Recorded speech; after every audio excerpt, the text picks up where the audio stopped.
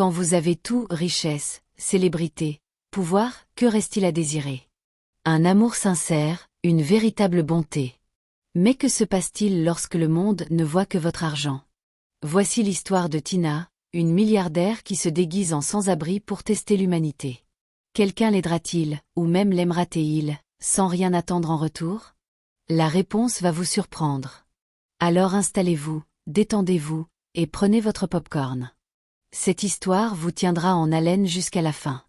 Et si c'est la première fois que vous nous rejoignez, n'oubliez pas de vous abonner et de cliquer sur le bouton « J'aime ».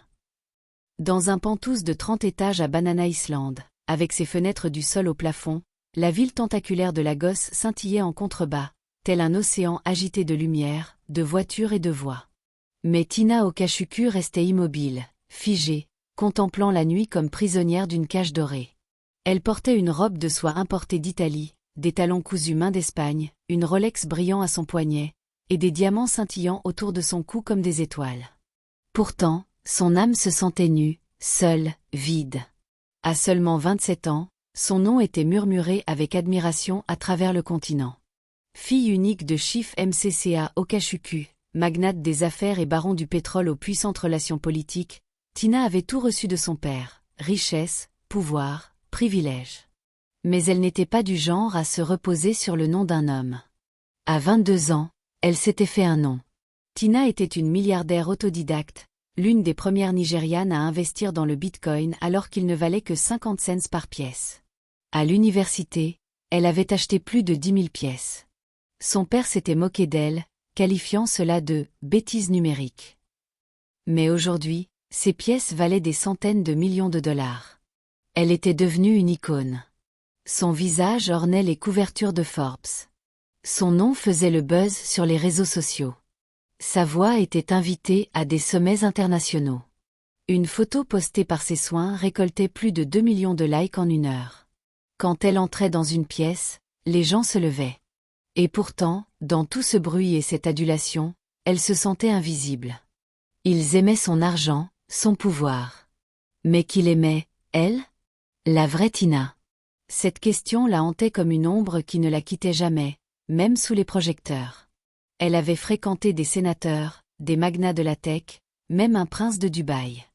Mais chacun voulait quelque chose, contrôle, visibilité, une part de son empire.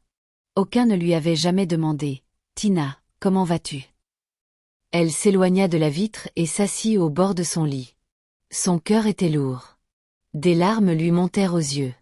La pièce, assez grande pour accueillir un petit orchestre, lui semblait étouffante. « Je dois savoir », murmura-t-elle. Elle se leva lentement, s'approcha de son miroir, et observa son reflet. Elle était magnifique.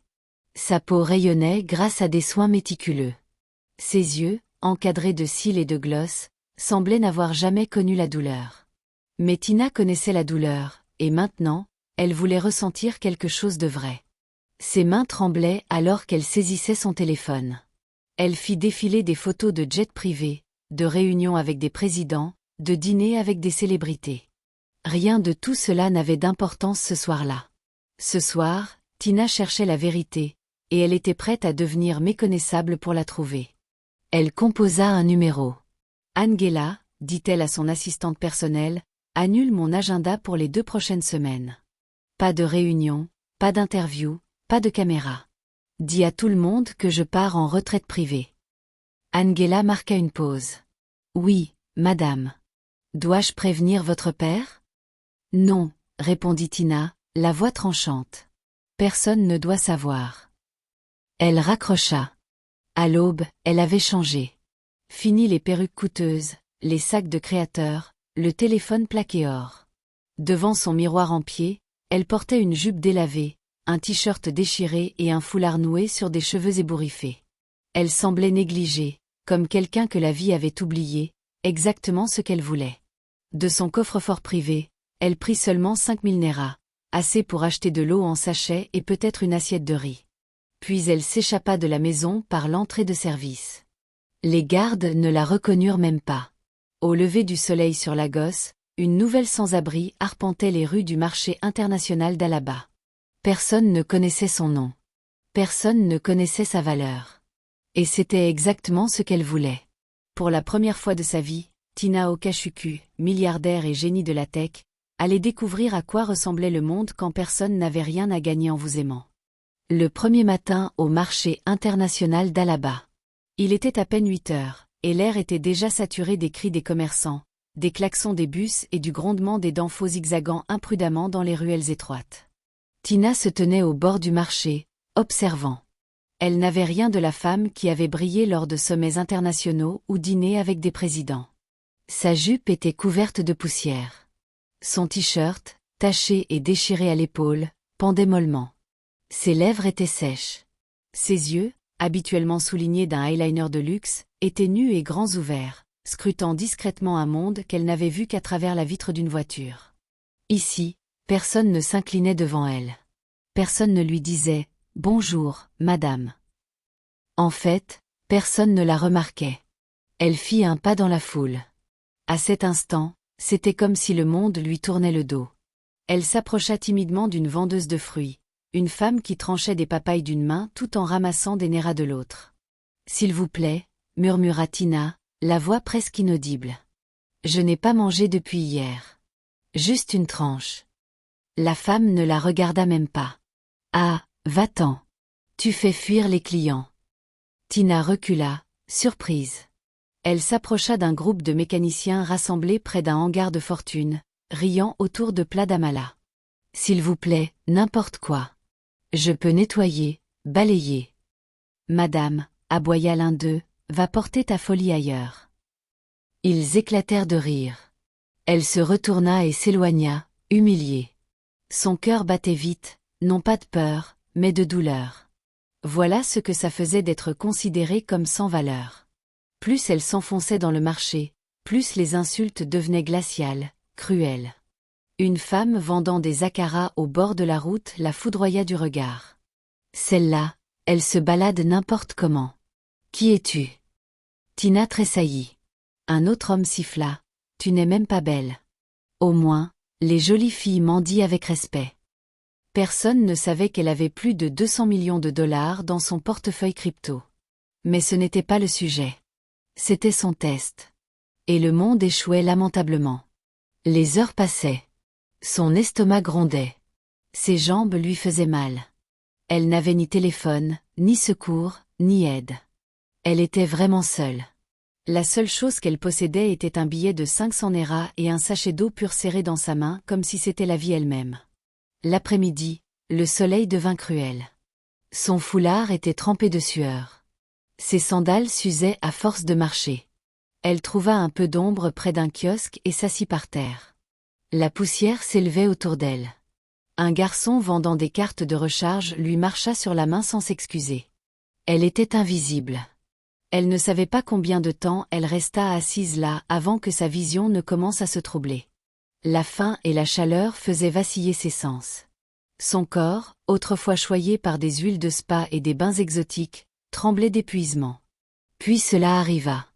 Une femme portant un plateau de riz passa à côté. L'odeur frappa Tina comme un éclair, irrésistible. Elle se leva et s'approcha. « Tante, s'il vous plaît. Pas grand-chose. Juste un peu de riz. Je laverai les assiettes. » La femme se retourna. « Tu es folle ou quoi? Tu veux utiliser la pitié pour manger ma nourriture? Dégage. » Avant que Tina ne puisse bouger, la femme la repoussa. Tina trébucha en arrière, les jambes faibles, le cœur battant, et tomba à plat dans la poussière. Sa tête heurta le bord du trottoir. Des rires éclatèrent parmi les passants. Elle fait semblant de s'évanouir. C'est du théâtre.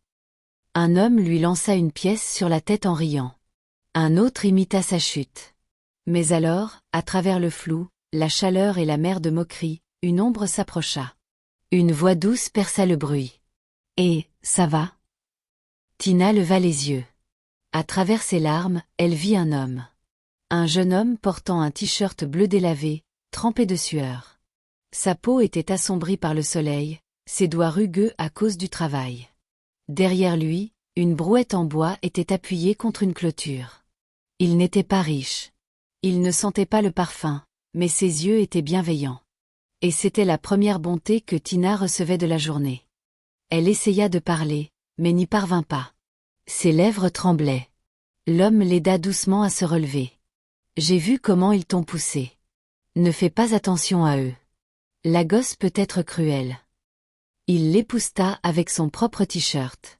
Je m'appelle Obi, dit-il. On dirait que tu n'as pas mangé depuis des jours. Tina parvint à peine à hocher la tête. Obi fouilla dans sa poche et en sortit un billet froissé de 100 Nera.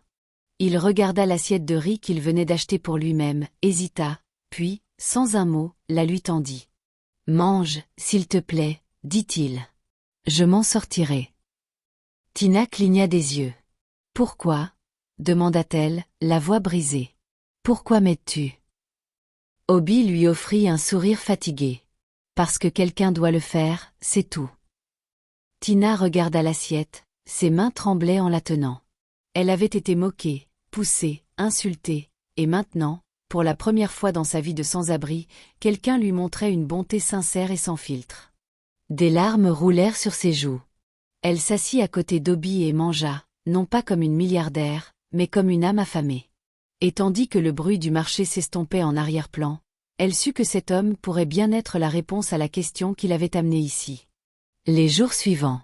L'après-midi, la chaleur s'apaisait, mais le cœur de Tina commençait à se réchauffer. Elle était assise à côté d'Obi sur un banc en bois devant un petit restaurant nommé Mama Sweetest Kitchen, tenant encore l'assiette vide de riz qu'il lui avait donnée. Pendant un moment, aucun d'eux ne parla. Elle le regarda discrètement. Son t-shirt était déchiré au col, ses sandales dépareillées. Ses paumes étaient calleuses, et la sueur avait creusé des lignes profondes sur son front. Mais ses yeux portaient quelque chose de rare, la paix, la bonté. Obi la regarda à nouveau. « Je ne sais pas ce qui t'a amené ici, dit-il doucement, mais si tu as besoin de manger demain, je serai là à 11 heures. » Le cœur de Tina fit un bond. Personne n'avait jamais pris soin d'elle sans rien demander en retour. Elle n'était pas habituée à cela. Pas sans caméra, pas sans attente, pas sans masque. Elle voulait lui demander pourquoi il se souciait d'elle, pourquoi il la voyait, mais les mots restèrent coincés dans sa gorge. À la place, elle hocha simplement la tête. « Merci. » Cette nuit-là, Tina ne dormit pas sur des draps de soie ou du coton égyptien. Elle se recroquevilla derrière un étal fermé dans un coin du marché d'Alaba, posant sa tête sur un sac en nylon et serrant ses genoux contre le froid. Le sol était dur. Le bruit était constant. Les moustiques se nourrissaient de ses bras sans pitié. Et pourtant, son cœur était plein, car pour la première fois depuis longtemps, elle ne faisait pas semblant. Le lendemain, à 10h55, Tina était déjà assise sur le même banc en bois devant Mama Sweetest, triturant nerveusement ses doigts. Son foulard était encore plus poussiéreux. Ses pieds lui faisaient mal, mais ses yeux brillaient d'un espoir discret. Puis elle le vit, Obi, traversant le marché, poussant une brouette rouillée qui grinçait à chaque mouvement. Il tenait un petit sac en plastique noir dans une main et une bouteille d'eau dans l'autre. Quand il la vit, il sourit. Et pour une raison quelconque, ce sourire valait plus que toutes les Rolex et les Range Rover qu'elle avait possédées. « J'ai acheté des haricots et du plantain aujourd'hui, » dit Obi en s'asseyant. « J'ai pensé que tu en avais peut-être marre du riz. » Tina rit. C'était la première fois en jour. « Je ne suis pas difficile, » répondit-elle. Ils partagèrent le repas, moitié-moitié. Obi lui donnait toujours la plus grande part, prétendant qu'il avait plus de chair à brûler. Et Tina, qui avait autrefois dîné avec des rois, mangeait maintenant des haricots au bord de la route et se sentait plus riche pour cela. Au fil des jours suivants, ils tombèrent dans une routine paisible. Obi ne posait jamais de questions. Il ne forçait rien. Il se contentait d'être là. Chaque matin, chaque pause déjeuner, chaque soir, avec une assiette de nourriture ou un mot chaleureux. « Pourquoi fais-tu ça ?» demanda-t-elle enfin un soir, alors qu'ils étaient assis sous un parapluie qui fuyait près d'un canal de drainage. Obi se pencha en arrière, son visage s'assombrit légèrement, non pas de colère, mais comme si une vieille douleur remontait à la surface. « Tu veux vraiment savoir ?» demanda-t-il. Tina hocha lentement la tête. « S'il te plaît. » Il détourna le regard un long moment, puis lui fit signe de le suivre. Ils marchèrent à travers les ruelles sinueuses d'Ashgal, où des maisons en zinc rouillé semblaient fatiguées de porter la douleur. Des enfants jouaient avec des sandales usées. Des poules couraient sur des chemins étroits. L'air sentait les haricots bouillants et le bois brûlé. Ils s'arrêtèrent devant une petite grille rouillée. « C'est ici que je vis, » dit Obi, déverrouillant le loquet. La cour était calme. Un robinet à moitié cassé goûtait paresseusement dans un coin. D'une fenêtre à proximité, une voix douce appela « Papa ». Une petite fille d'environ 7 ans courut pieds nus et se jeta dans les bras d'Obi. Ses cheveux étaient ornés de perles colorées. Son sourire pouvait faire fondre le fer. Le cœur de Tina se serra. « Voici ma fille, Jessica », dit Obi, soulevant la petite. Jessica regarda Tina avec curiosité. « Papa, c'est ma nouvelle maman. » Les mots piquèrent. Tina ouvrit la bouche, mais aucun son n'en sortit. Elle regarda Obi. Il soupira, reposant Jessica. « Pas encore, mon amour, mais c'est notre ami. » À l'intérieur de l'appartement d'une pièce, il n'y avait ni chaise, juste un matelas, un ventilateur sans pales, et une photo en noir et blanc d'une femme accrochée au mur. « C'est elle, » dit Obi doucement, pointant la photo. « Fola, ma femme. » Il s'assit au bord du lit et prit une inspiration qui semblait venir du fond de son âme. « Elle m'aimait, commença-t-il. Quand j'avais un travail, dans le secteur pétrolier. Je lui ai offert une voiture quand Jessica est née, son cadeau de naissance. Nous étions heureux, jusqu'à ce que je perde tout. » Tina s'assit à côté de lui, les yeux écarquillés. Obi fixait devant lui. « Mes amis ont disparu. Mes économies se sont envolées, le loyer n'a plus été payé. J'ai supplié Fola de me laisser vendre la voiture pour démarrer une affaire, au moins essayer. Mais elle a dit qu'elle n'était pas née pour souffrir. » Il baissa les yeux. Elle est partie. Elle a pris la voiture, m'a laissé avec Jessica. Un silence lourd s'installa. « Je n'ai plus fait confiance à une femme depuis, » murmura Obi. « Je vis juste pour cette petite fille maintenant. » Les yeux de Tina se remplirent de larmes. Elle se mordit la lèvre pour retenir un sanglot. Jessica revint du coin où elle dessinait dans la terre. « Tante, » dit-elle, « tu reviendras demain. » Tina la regarda, puis regarda Obi. « Je reviendrai, » murmura-t-elle. Et elle le pensait. Les jours suivants et les tensions croissantes. Cela faisait presque une semaine que Tina avait rencontré Obi, mais le marché la connaissait maintenant. Pas par son nom ni son histoire, juste par l'étiquette qu'on lui collait avec des rires, la femme mendiante d'Obi. Chaque matin, alors qu'elle traversait le dédale rouillé du marché international d'Alaba pour rejoindre Obi à Mama Sweetess, des voix la suivaient comme des épines. C'est à ce point qu'Obi aime la pauvreté ? Un pousseur de brouettes épousant une sans-abri sans identité. Il doit être fou pour s'encombrer d'un tel fardeau. Les mots faisaient mal, mais Tina ravala sa fierté comme du cola amer. C'était la réalité qu'elle était venue voir. La douleur des pauvres, les moqueries, la déshumanisation. Et maintenant, elle ne la voyait pas seulement, elle la ressentait. Mais elle revenait chaque jour. Et chaque jour, Obi l'attendait. Un après-midi, elle arriva tôt et trouva Obi déjà assis, tenant une assiette fumante de fufu et de soupe aiguisie. « Je sais que c'est salissant, » dit-il avec un sourire, « mais c'est mon préféré. » Tina rit. « Alors je vais essayer. » Elle trempa ses doigts dans le bol d'eau et commença à manger à côté de lui. C'était salissant. C'était épicé. C'était parfait. En mangeant, Obi la regarda de côté. « Tu sais, je ne t'ai jamais demandé ton nom. » Tina hésita. 1000 noms dansaient dans son esprit. Son nom légal, son nom de presse, l'alias qu'elle utilisait pour réserver des hôtels. Elle finit par dire « Ama ». Obi hocha la tête, acceptant sans question. « Ama te va bien, » dit-il. « Un nom doux, mais tu es forte. Je le vois dans ta façon de survivre. » Ce moment réchauffa la poitrine de Tina comme une lumière douce.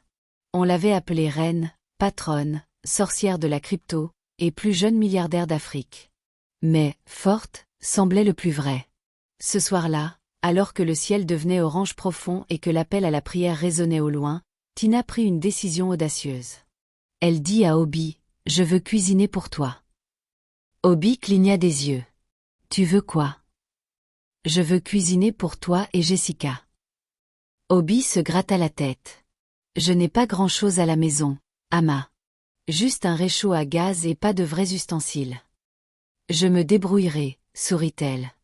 Il lui tendit 1000 néras avec hésitation, mais elle repoussa doucement sa main. Je vais utiliser les miens. D'où tires-tu ton argent? Demanda-t-il, plissant les yeux avec amusement.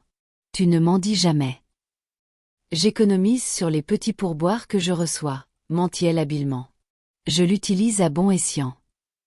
Obi n'insista pas. Il hocha simplement la tête et lui fit confiance. La cuisine fut chaotique. Le feu fumait. L'eau coulait tard. Les tomates avaient plus de graines que de chair. Mais à 19 heures, la cuisine en zinc de la maison à une pièce d'Obi sentait le paradis.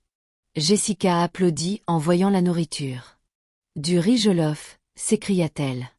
Et du plantain frit. Papa, j'ai maman.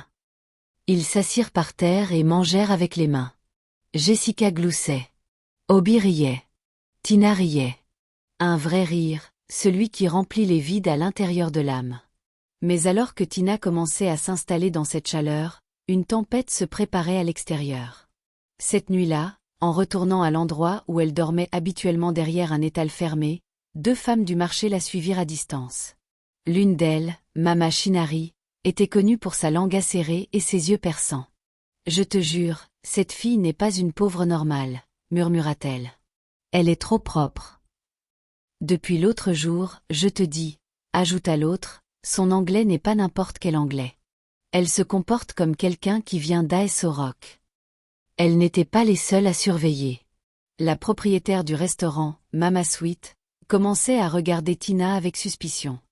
Elle avait remarqué que Tina ne demandait jamais de nourriture comme les autres. Elle restait toujours composée, même dans la saleté. Et maintenant, les rumeurs se répandaient. Peut-être une voleuse en fuite. Peut-être une folle qui a retrouvé un peu de raison.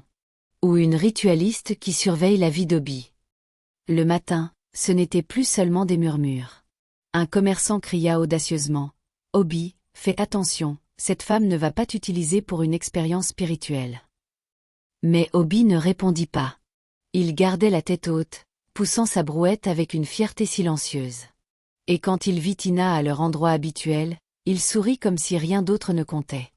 Plus tard ce jour-là, Tina marchait avec Obi pour acheter des oranges à une vendeuse ambulante. En chemin, Tina remarqua quelque chose. Un jeune garçon trébucha et renversa son plateau d'œufs durs sur le sol. Les commerçants rirent. Personne ne l'aida. Mais Obi se précipita, ramassa les œufs et lui donna 200 néras. Tina observa en silence, les yeux piquants. « Tu aides toujours les gens, » dit-elle doucement. Obi haussa les épaules. « C'est juste ce qu'il faut faire. » Elle le regarda et prononça les mots avec soin, comme si elle posait une vérité fragile sur la table. « Tu es la première personne dans ma vie à être gentille avec moi sans savoir ce que j'ai. » Obi ne dit rien. Il la regarda simplement. Et dans ce regard, il y avait quelque chose d'électrique, de réel, d'indéniable. Mais alors, Jessica accourut, criant joyeusement « Maman Ama! Maman !» Tina se figea. Obi se tourna vers sa fille. « Ne l'appelle pas comme ça. Ce n'est pas ta maman. » Jessica fronça les sourcils. « Mais elle m'aime. Elle cuisine. Elle me borde. » Tina s'accroupit et prit les mains de Jessica. « Je ne suis peut-être pas ta maman, » murmura-t-elle, la voix tremblante, « mais je te promets que tu n'auras plus jamais faim. » Obi les observa, son cœur en conflit. La présence de Tina ébranlait les fondations de tout ce qu'il avait soigneusement barricadé, et il ne savait pas s'il devait s'accrocher plus fort ou fuir.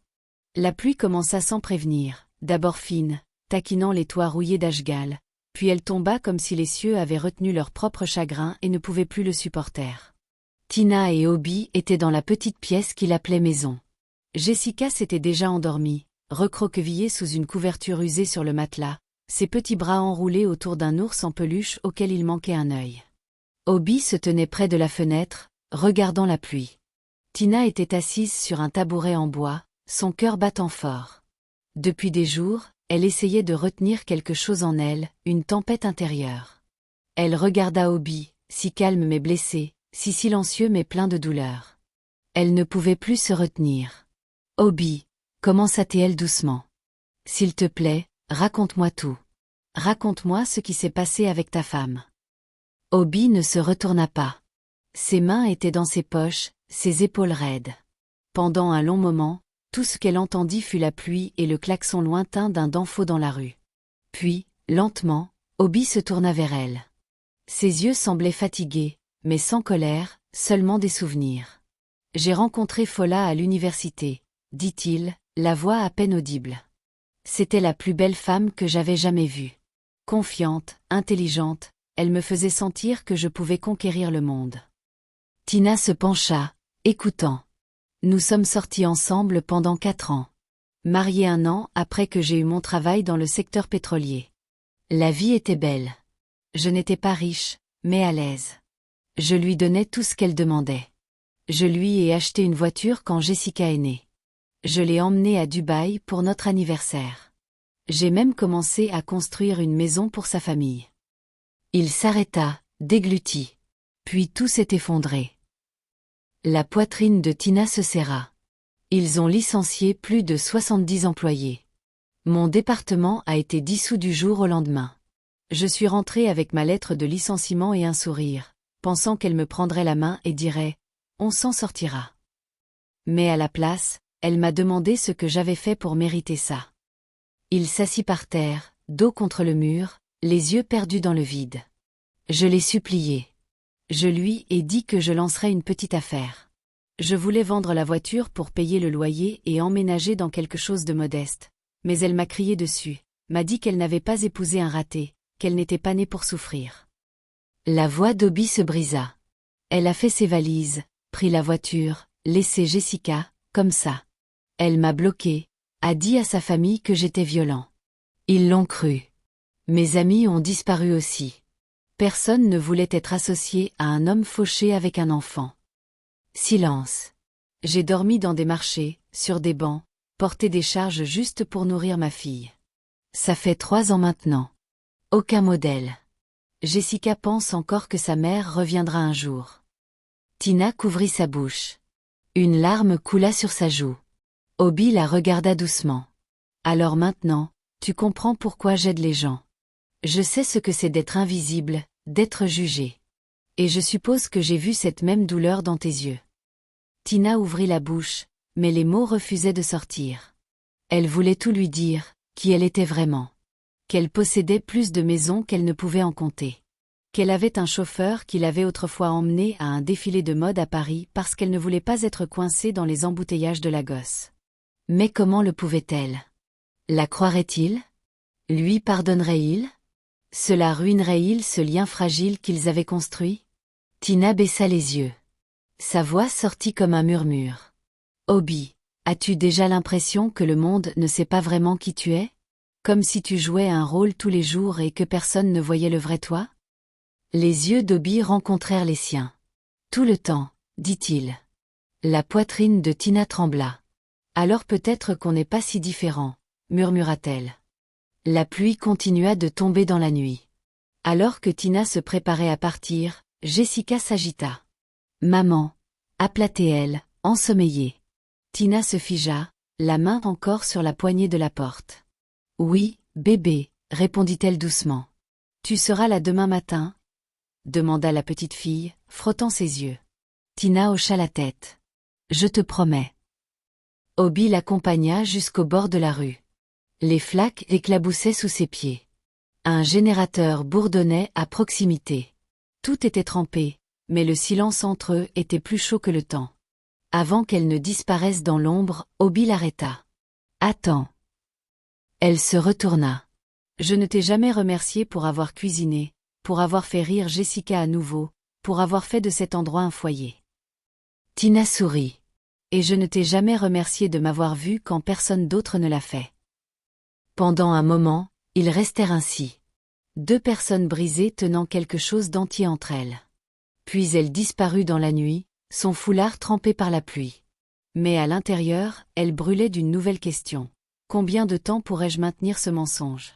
Au marché international d'Alaba, la vie avait repris son rythme chaotique. Commerçants criant, clients négociant. Mais quelque chose était différent. Les murmures devenaient plus forts. Au début, c'était du commérage inoffensif. Cette mendiante qui suit Obi, elle parle trop bien l'anglais. On dirait qu'elle a fait des études à l'étranger. Elle fuit quelque chose. Mais ce matin-là, les murmures prirent une tournure dangereuse. Dans une imprimerie près de la lisière du marché, une page de magazine brillante avait été scotchée négligemment au mur. C'était une vieille édition de Forbes Africa Women in Tech, mettant en avant les 5 jeunes milliardaires africains qui changeaient l'espace numérique. En 3e position, Tina Okachukwu. La photo la montrait dans un tailleur blanc ajusté, assise avec assurance au bord d'un bureau, souriant avec détermination. Peu de gens y prêtèrent attention au début, mais Mama Chinari, si. Elle se pencha, plissa les yeux, puis fronça les sourcils. Ce visage lui était familier, pas parce qu'elle avait rencontré Tina, mais parce qu'elle avait vu Ama, la soi-disant femme mendiante d'Obi, trop souvent pour ignorer la ressemblance. Pendant ce temps, Tina était revenue chez Obi tôt ce matin-là. Elle portait un petit sac en plastique rempli de pain, de lait en sachet et de sucre. Obi, à moitié endormi, sourit en la voyant. « Tu deviens plus prévisible que le soleil », plaisanta-t-il. « Je préfère le mot constante », répondit-elle. Ils rirent doucement, le genre de rire que seuls 2 êtres ayant profondément souffert pouvaient partager. Jessica accourut, les cheveux ébouriffés, les yeux encore lourds de sommeil. « Maman Ama. » Tina la souleva dans ses bras. « Comment va mon ange ?» La petite fille hocha la tête. « J'ai rêvé que tu faisais du ragoût et qu'on vivait dans une grande maison avec un jardin. » Tina se figea un instant. Obi rit. « Ne fais pas attention à elle. Ses rêves sont souvent plus grands que notre budget. » Tina sourit, mais son cœur se serra, car c'était son monde. Grande maison, jardin, portail de sécurité, dictation, et elle avait menti à cet enfant.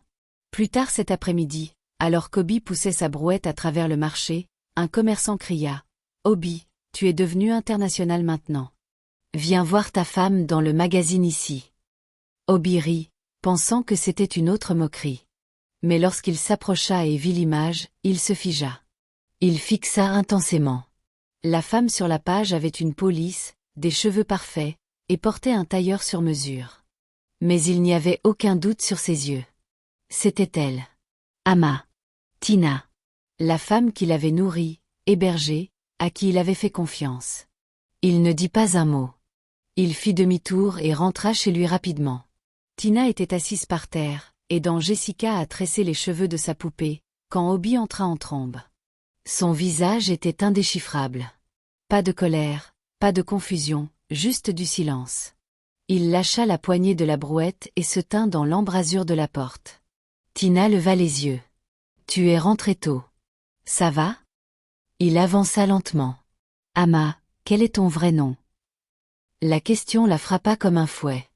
Tina se figea. Jessica leva les yeux aussi. « Papa. » La voix d'Obi était ferme maintenant. « J'ai dit, quel est ton nom ?» Elle ouvrit la bouche, mais rien n'en sortit. Obi jeta la page du magazine par terre. Jessica la ramassa. « Papa, c'est maman. » Tina déglutit difficilement. « Je voulais te le dire, » murmura-t-elle. « J'allais te le dire bientôt, je le jure. » Obi détourna le regard, sa mâchoire se crispant. Donc tout, la cuisine, les larmes, c'était aussi du théâtre. « Non, » cria-t-elle. « Obi, écoute-moi, s'il te plaît. Tu as menti, la coupa-t-il. Tu es venu ici avec un scénario. » Non, je suis venue avec un cœur brisé, dit-elle, se levant. Je suis venue parce que j'en avais assez d'être aimée pour les mauvaises raisons. Je voulais trouver quelque chose de vrai, et je l'ai trouvé. Avec toi, avec elle. Elle pointa Jessica, qui tenait le magazine avec confusion dans les yeux. Je ne m'attendais pas à ça, continua Tina. Je ne savais pas que je tomberais amoureuse de ton monde, de ta force, de ta bonté, de toi. Obi la fixa pendant un long moment, lourd. Puis il dit calmement, « Tu devrais partir. »« Obi, s'il te plaît. » Il se détourna. « S'il te plaît. » Jessica courut vers elle. « Maman Ama, où vas-tu » Tina s'agenouilla et la serra fort, essayant de ne pas craquer. « Je reviendrai, » murmura-t-elle. « Je te promets. » Puis elle partit, le cœur brisé, les yeux brûlants, l'âme à nu. Dehors, Le marché bourdonnait. Les gens murmuraient déjà sur la mystérieuse fille qui s'était révélée être une milliardaire déguisée. Certains l'admiraient, d'autres se moquaient d'Obi, d'autres encore regardaient simplement. Mais Tina s'en fichait. Elle avait joué son jeu et perdu. Du moins, c'est ce qu'elle pensait, car elle ne savait pas que les 24 heures suivantes allaient tout changer pour toujours. Obi ne dormit pas cette nuit-là. Il resta assis près de la fenêtre, fixant le vide, regardant la lueur vacillante d'une bougie alors que l'électricité à Ajegunle s'était encore éteinte. Ses pensées étaient plus bruyantes que les générateurs dehors. Elle a menti. C'était la seule chose que sa fierté voulait retenir. Mais son cœur murmurait d'autres vérités. Elle a nourri Jessica. Elle a ri avec nous. Elle a dormi par terre. Elle a donné sans rien avoir à prouver. Mais comment quelqu'un d'aussi riche pouvait-il entrer dans leur pauvreté sans prévenir? Comment pouvait-elle prétendre? Il regarda Jessica. Elle n'avait pas mangé de la journée. Elle n'avait même pas parlé. Elle était assise, recroquevillée sur le matelas, tenant la photo du magazine dans ses mains, murmurant « Maman Ama reviendra. » Je le sais. La poitrine d'Obi lui faisait mal. Il avait survécu à un cœur brisé auparavant, mais celui-ci semblait différent. Celui-ci comptait. Le lendemain matin, le marché était en feu avec les ragots. Obi a chassé une milliardaire. Si c'était moi, j'aurais saisi l'opportunité. Elle est même plus riche que la fille d'un gouverneur. Obi gardait la tête baissée en poussant sa brouette, mais chaque murmure coupait plus profondément que le précédent. À midi, il n'en pouvait plus. Il rentra chez lui. Jessica était toujours au même endroit. Dès qu'elle le vit, elle courut et l'enlaça fort. « Papa, j'ai faim », murmura-t-elle. Obi la serra contre lui, enfouissant son visage dans son cou. « Je suis désolée, mon ange. » Pendant ce temps, Tina était assise seule dans son pentouse, vêtue d'un peignoir de soie, entourée de lustres dorés et de sols en marbre poli. Elle ne s'était jamais sentie aussi pauvre. Son téléphone vibrait. Appel de CNN, Harris News, des responsables des réseaux sociaux la suppliant de répondre aux rumeurs. Elle éteignit tout. Elle se fichait de sa marque ou des hashtags en tendance. Elle se souciait de l'homme et de la petite fille qu'il avait vus avant le reste du monde. Puis elle leva les yeux et sourit faiblement. « Je dois y retourner. » À exactement 16 heures, un petit convoi de SUV noirs s'arrêta dans le marché. Les gens se précipitèrent dehors, bouche bée, certains courant pour prendre des photos. Deux grands hommes de sécurité ouvrirent la portière de la voiture de tête. Et Tina en sortit. Pas en tant qu'Ama, pas en tant que mendiante, mais en tant que Tina Okachukwu, milliardaire, philanthrope, et fille de l'une des familles les plus riches du Nigeria. Vêtue d'une robe rouge simple mais élégante, sans maquillage, ses cheveux naturels attachés en chignon, elle traversa la foule stupéfaite et s'arrêta devant le restaurant de Mama Sweet. « Mama Sweet, » dit-elle, regardant la femme dans les yeux. « Vous souvenez-vous de la fille que vous avez chassée parce qu'elle était sale ?» Mama Sweet déglutit difficilement. Tina plongea la main dans son sac et lui tendit un chèque de 2 millions de Naira. « Pour chaque fille affamée que vous ne repousserez plus. » Des exclamations parcoururent la foule. Elle s'approcha de la vendeuse de fruits qui avait ignoré son cri de faim. Elle lui donna 5 000 $. À la femme qui l'avait traitée de folle, 3 millions de Naira. « Je ne fais pas ça pour le spectacle, » dit Tina à la foule. « Je suis venue ici déguisée pour voir si les gens aiment encore les pauvres, s'ils montrent encore de la bonté sans raison. » Et une seule personne l'a fait. Elle se tourna. La foule s'écarta. Obi se tenait au bout du chemin, stupéfait, Jessica à ses côtés. Tina marcha lentement vers eux. « Je suis désolée de t'avoir menti, » dit-elle, tremblante. « J'aurais dû te dire qui j'étais. Mais j'avais peur. Peur de gâcher ce que nous avions. Peur que tu me traites comme tout le monde. » Obi ne dit rien. Jessica tira la main de Tina. « Je t'avais dit qu'elle reviendrait, papa. » Tina s'agenouilla au niveau de Jessica et prit son visage entre ses mains. « J'ai promis que tu ne souffrirais plus jamais. Et je le pensais quand j'ai dit que je t'aimais. » Elle leva les yeux vers Obi. « Je ne te demande pas de me pardonner aujourd'hui, mais s'il te plaît, laisse-moi te montrer ce qu'est le véritable amour d'une femme qui a goûté au côté faux de la vie et a choisi ton monde à la place. » La mâchoire d'Obi se serra. Il avança lentement. Tina, dit-il, je me fiche que tu aies 5 Nera ou 5 milliards de Nera. Ce que j'ai vu en toi, ce n'était pas l'argent. Il se tourna vers Jessica. Elle t'appelle maman parce que tu l'as mérité. Puis, regardant Tina, si tu veux encore de nous, pas par pitié, pas par culpabilité, mais pour de vrai, alors rentrons à la maison ensemble. La foule éclata en acclamations. Certains applaudissaient, d'autres pleuraient.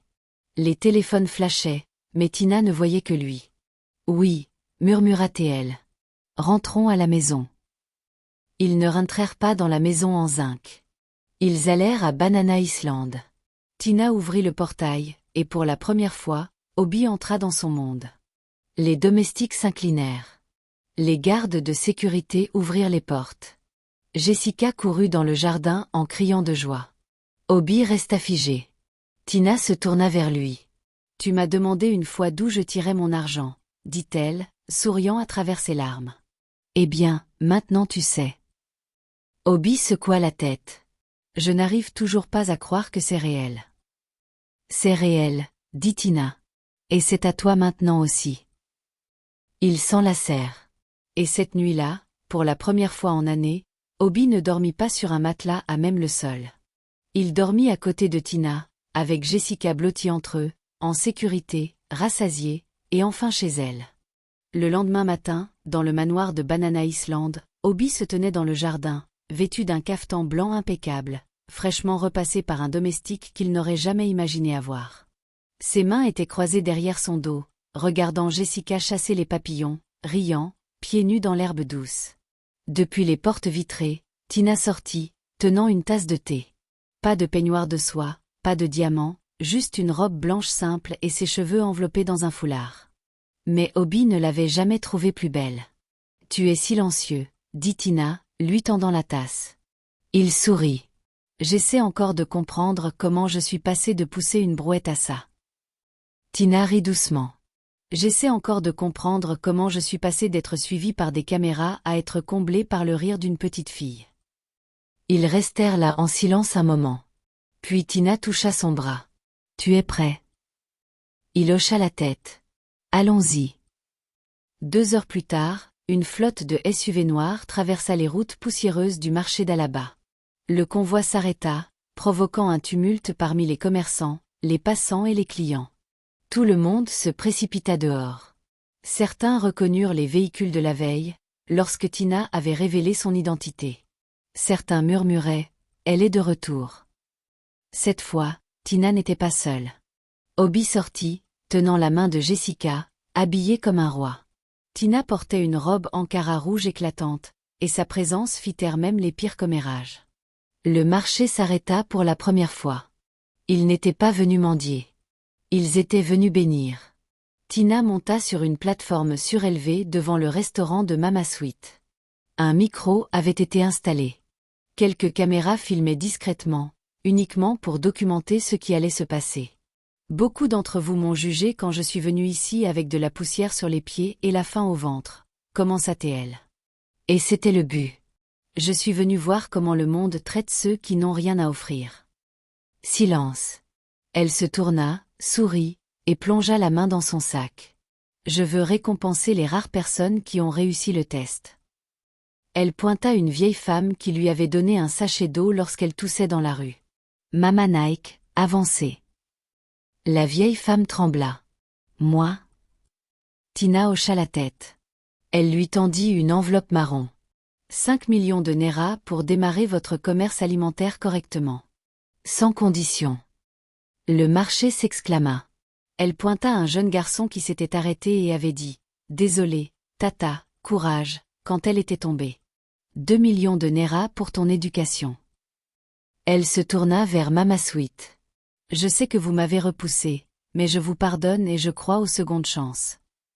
Elle lui tendit 2 millions de Nera pour construire un restaurant digne, avec des carreaux, des ventilateurs et de la dignité.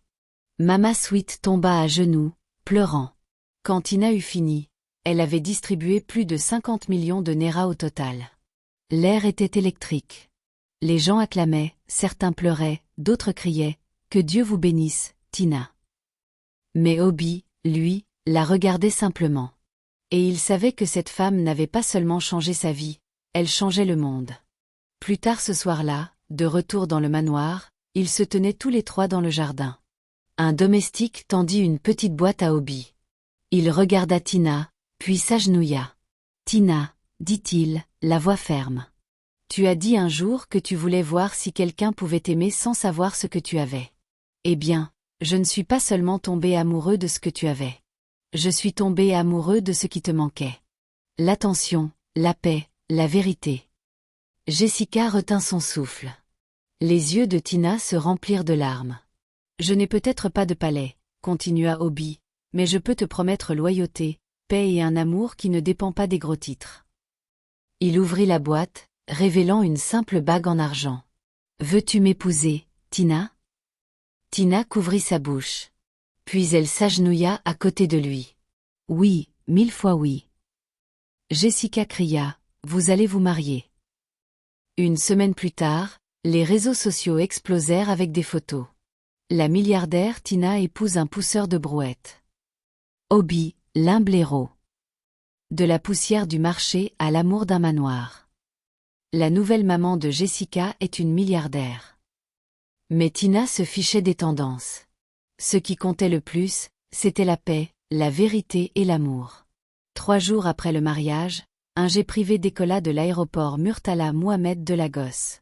À bord, Tina, Obi et Jessica. Destination, Dubaï. Jessica regardait les nuages, les yeux écarquillés. « Maman, on est au paradis. » Tina sourit. « Non, ma chérie, mais on s'en approche. » En atterrissant, Obi serra la main de Tina. « Tu sais, » murmura-t-il, « on s'est moqué de moi pour avoir aimé une mendiante. » Tina rit. « Et on s'est moqué de moi pour être trop riche pour trouver le véritable amour. » Ils regardèrent Jessica, endormie avec son ours en peluche, puis se regardèrent l'un l'autre. Aucun mot n'était nécessaire. Ils avaient réussi le test. Ils avaient trouvé ce que l'argent ne pourrait jamais acheter, la bonté, la famille, et un amour plus profond que n'importe quel déguisement. Morale de l'histoire, la véritable bonté ne reconnaît pas le statut. Et le véritable amour regarde au-delà des apparences. Dans un monde motivé par la richesse et l'image, c'est le cœur qui donne librement sans rien attendre en retour qui est le plus précieux. Cette histoire nous enseigne que l'humilité, la compassion et la sincérité seront toujours plus puissantes que la richesse ou la réputation. Et ceux qui aiment purement sont ceux qui méritent vraiment une récompense. Nous espérons que cette histoire a touché votre cœur. Si c'est le cas, faites-le nous savoir. Quelles leçons en avez-vous tirées? Partagez vos réflexions dans la section des commentaires. Nous aimons vraiment lire vos retours. Et devinez quoi? Une autre histoire puissante et inspirante arrive dans quelques jours. Alors, assurez-vous de vous abonner et d'activer la cloche de notification pour ne pas la manquer. Si vous avez aimé cette vidéo, n'oubliez pas de liker et de la partager avec votre famille et vos amis. Merci d'être partie prenante de ce magnifique voyage avec nous.